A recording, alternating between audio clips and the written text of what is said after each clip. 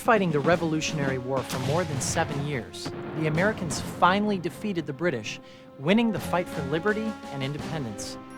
Yet, in the fall of 1783, Americans faced a new struggle, and this one was perhaps even more challenging. You see, the United States was not truly united at this point. It was more like a group of 13 mini-nations. So how could they become more unified?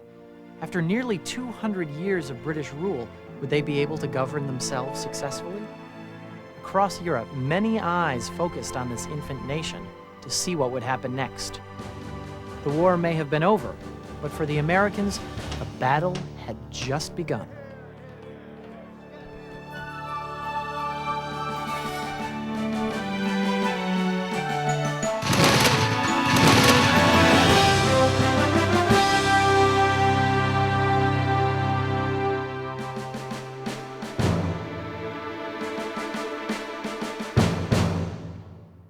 On December 23, 1783, before members of Congress, General George Washington resigned as Commander-in-Chief of the Continental Army. Having now finished the work assigned me, I here offer my commission and take my leave of all the employments of public life.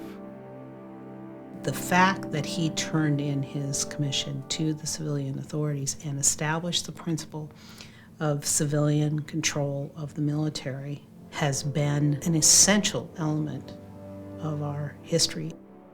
It would have been very possible for him to seize power, for Washington to become a military dictator. He was that popular, but this was not Washington's way. In London, the defeated monarch himself, King George III, was stunned by this gesture. When he heard that Washington was planning to give up his power and return to civilian life, the king was reported to have said, "If he does that, he will be the greatest man in the world." But first, Washington had some unfinished business. When he stepped down, he knew that the current system of government, the Articles of Confederation, would continue as it had throughout the war, and he felt it needed to be strengthened. So Washington sent a letter to the governor of each state asking them to give Congress more power to create a stronger union. Without a unified front, Washington felt that America would weaken under the pressures of foreign nations who were just waiting for America's experiment with liberty to fail. The Articles of Confederation were hardly like the system of government we know and operate under today. Under the Articles, there was a national Congress, but no president or Supreme Court. Congress had the power to do many things, and did them well. After all, they conducted the war and negotiated a peace treaty with Great Britain. But the real purpose of the Articles of Confederation was to protect the rights of each individual state. This made sense at the time because after living under a king and a corrupt British Parliament, most Americans were fearful of a strong central government. One of the greatest successes of the Articles of Confederation was the plan devised for expansion into the West. Many of the leaders were also land speculators who bought land in the Western territories with the idea that this land is going to become more valuable and they could sell it. Others were the people who were very venturesome and really wanted to just keep pushing the frontier further and further west. Also, there were soldiers from the Revolution who'd been given land in the Western territories. Thomas Jefferson, author of the Declaration of Independence, had a vision, an empire of liberty, where these Western lands could one day be divided into several states that would share the same rights as the original 13. So based on Jefferson's ideas, Congress passed two important pieces of legislation. The Land Ordinance of 1785 set up a system for surveying, dividing, and selling Western lands to private citizens. And 2 years later, Congress passed the Northwest Ordinance of 1787, which set up a government for these lands and devised a blueprint for how Western territories could be created into states and then admitted into the Union. The Articles of Confederation may have worked well for those moving westward, but it could do little to help the country pay its debt after the war. The Articles of Confederation was a problematic kind of a government because it created this one Congress, and essentially, it could recommend lots of things. It couldn't enforce anything. It couldn't demand anything. It could just make general recommendations to the states, like, wouldn't it be nice if you paid us some taxes now? And the states could say no, it wouldn't, and just not comply. And that's typically what happened throughout the 1780s. Many states were raising taxes to recover money lost from the war, but a lot of Americans were already heavily in debt. Prices were rising, trade was down, the United States was experiencing a severe economic depression. Many farmers felt the brunt of the struggling economy, but while all the other states gave farmers a break on the money they owed, the Massachusetts government took a hard line and demanded that debts be paid back or else. Massachusetts farmers faced losing their property or going to jail. Daniel Shays, a farmer and Revolutionary War veteran, was upset with how he and his fellow farmers were being treated by the Massachusetts government. Was this the thanks he got for making sacrifices in the name of independence and liberty? So Shays and his followers began to rebel, first trying peaceful protests as a way to be heard. Unfortunately, their cries of injustice went ignored, pushing them ultimately to what would be called Shays' Rebellion. First, Shays and his supporters tried to close down the courts where the debts were being collected. After all, this sort of protest worked well just a few years earlier. The problem, however, in 1786 and 87 was that now they did have representation. So they couldn't claim no taxation without representation, and indeed the Massachusetts legislature lectured them on precisely this point and told them that, look, they were represented, they were outvoted, they should simply accept the will of the people. This still didn't sit well with Shays. As a last resort, he and over 1,000 men rose in arms and tried to capture a storehouse of guns and ammunition as a way to intimidate the government to change its laws. Congress saw the uprising as a threat to the new nation and tried to send in an army. But many Americans didn't feel it was right to use force against the farmers. After all, these were fellow citizens. It looks like we're on the brink of total chaos, and in Massachusetts of all places, the heart of the patriotic movement. When news of Shays' Rebellion reached members of Congress, many recognized that the Articles of Confederation had to be revised and strengthened. So in May 1787, 55 delegates from all states except Rhode Island met in Philadelphia in what is now known as Independence Hall for a constitutional convention.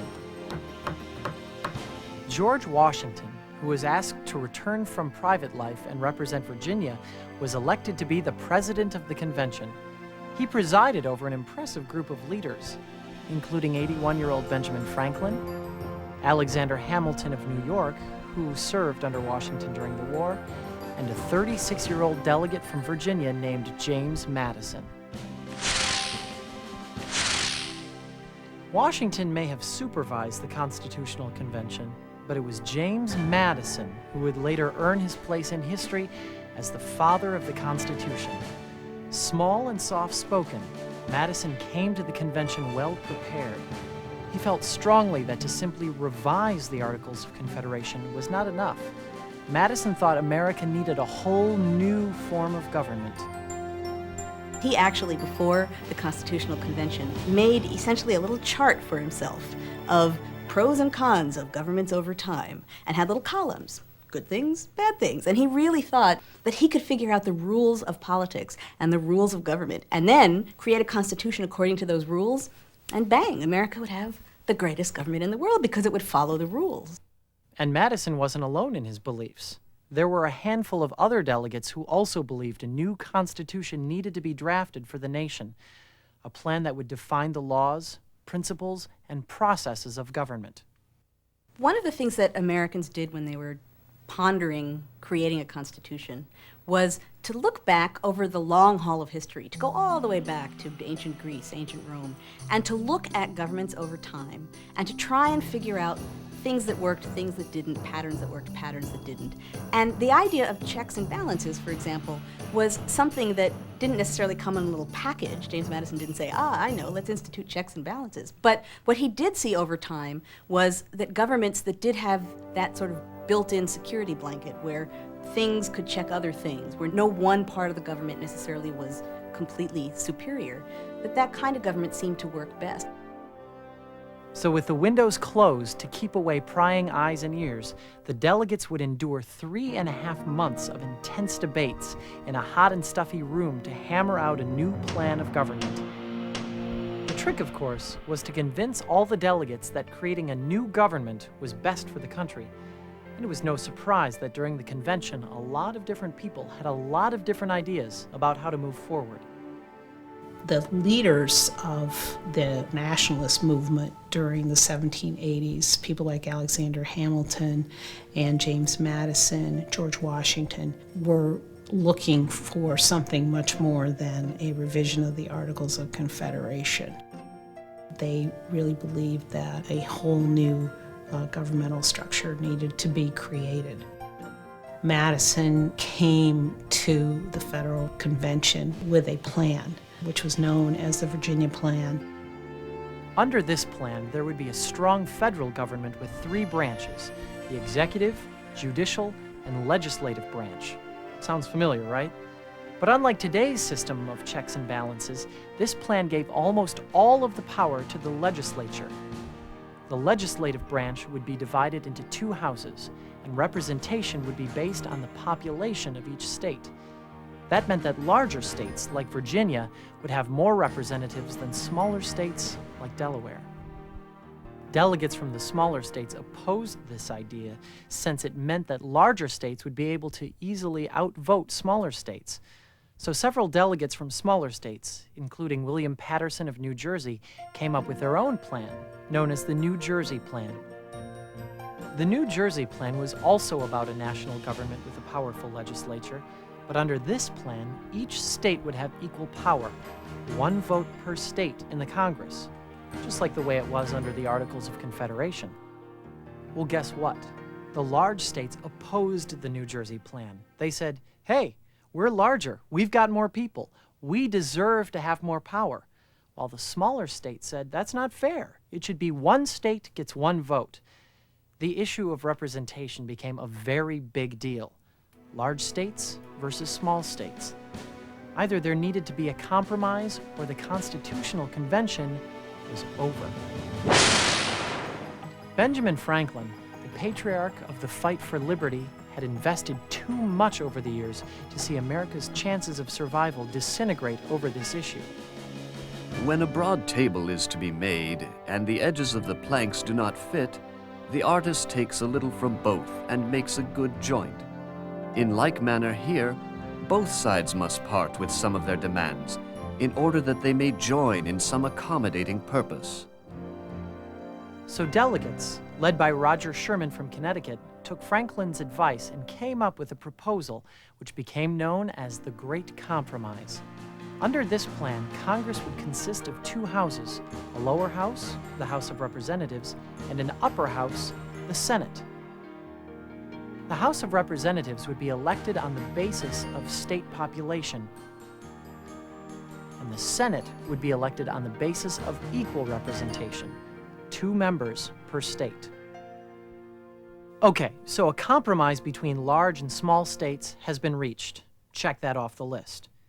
But remember, in terms of population, the delegates have only been talking about free men, not slaves, which brings us to the next big disagreement, one between the northern and southern states over the issue of slavery. The southern states felt that they would be disadvantaged if there was not a way to count the slave population, even though slaves were considered to be property and not people. The southern states were very adamant that this whole thing was not going anywhere until they got some way to make the slaves part of their population total. What finally was agreed to was what's known as the 3/5 compromise, which is that you would count each slave as 3/5 of a person. That compromise allowed the convention to go on and work its way through passing a draft of a constitution. While some of the delegates threatened to oppose the Constitution if slavery was banned outright, many others didn't want to see the slave trade tolerated at all. even those who were slave owners themselves. So the Congress reached yet another compromise. The slave trade was allowed to continue for at least the next 20 years. Many delegates were not happy with this arrangement, but they knew that concession was necessary in order to preserve the union they were trying so hard to create. This decision had devastating consequences for enslaved Africans and would have repercussions for the future of the country as well. So have we agreed on everything yet? Sorry, but no. It kept going on and on like this. One difficult question would finally be resolved, and then another tough issue would come up. Take, for example, the leader of the executive branch, the president. What would his role be? How much power would he have, and how long would he serve? Many delegates worried that if they weren't careful, this new leader could turn out to be another king. After much debate, it was proposed that the president should be elected by an electoral college and serve at least one 4-year term. He would be powerful, but could be removed from office if he abused that power. The president, in turn, would serve to provide a check on the legislative and judicial branches to make sure that those branches were not abusing their power. Finally, on September 17, 1787, the United States Constitution was signed by the delegates of the convention. This new federal form of government, where power was distributed between the local, state, and national levels, promised to be unlike anything else seen in the world. It was now ready to be submitted to the states for ratification or approval. When the new Constitution was finally completed, there was not necessarily a big rousing cheer around the nation, because the fact of the matter is the Constitutional Convention was not supposed to create a whole new government. They were supposed to revise the Articles of Confederation. And so here they'd done something that was pretty much stretching their mandate. They'd created this whole new government, and now it had to be ratified by the states, and the Confederation Congress had to actually allow it to go on to the states to be ratified. So there were a lot of ifs. And even after all of that happened and the states were in the process of debating it, whether they should ratify it or not, people were really very, very unsure as to whether it would be passed at all. It was a really fierce fight.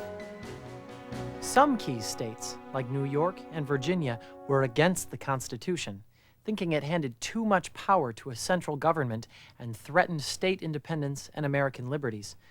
However, nationalists like Alexander Hamilton had long been in favor of a federal government, and Hamilton did all he could to try to convince the rest of the nation that the Constitution was the best plan for the country.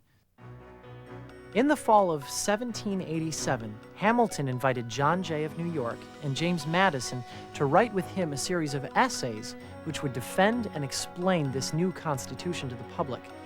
Known today as the Federalist Papers, these essays were published anonymously in newspapers throughout the land. A lot of what the Federalist Papers does is mention, okay, you're afraid of this, and then goes on to say, let me explain to you why that's a silly thing to be afraid of. And nationalists like Hamilton and Madison really had to give it their all to convince people that this wasn't some kind of new, frightening, tyrannical government, but that it was going to be a reasonable Republican government. By June 1788, New Hampshire became the 9th state to ratify the Constitution, the number needed for approval. However, there was more important work to be done. 4 states, including New York and Virginia, still hadn't ratified the Constitution. If these 2 powerhouses didn't come on board, there wouldn't be any meaningful United States to speak of. Meanwhile, on April 30th, 1789, George Washington was sworn in as the first president of the United States. By the time Washington took office, New York and Virginia had signed on, but 2 states, North Carolina and Rhode Island, still hadn't ratified. It would take another year full of heated debates before all 13 states gave their approval. The flaw in the way that the people who wanted a stronger federal government proceeded was their refusal to add a Bill of Rights to the Constitution at the Constitutional Convention. This became a real problem for them during the ratification process.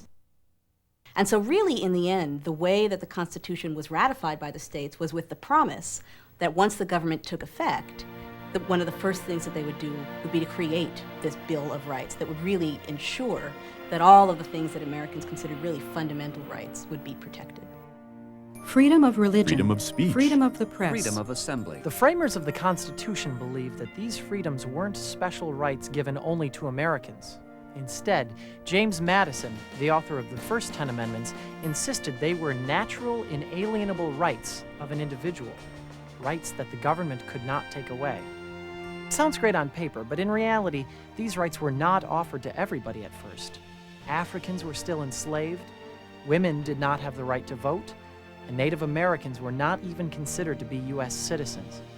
It would take more than 100 years of struggle and protest before these Americans were finally given equal representation in the Constitution, ensuring them a vote and a voice. What began as a bold experiment has now become a model for democracies around the world. The United States Constitution, this one incredible document, embodies all that America stands for: equal opportunity, the pursuit of happiness, justice for all, and most importantly, freedom.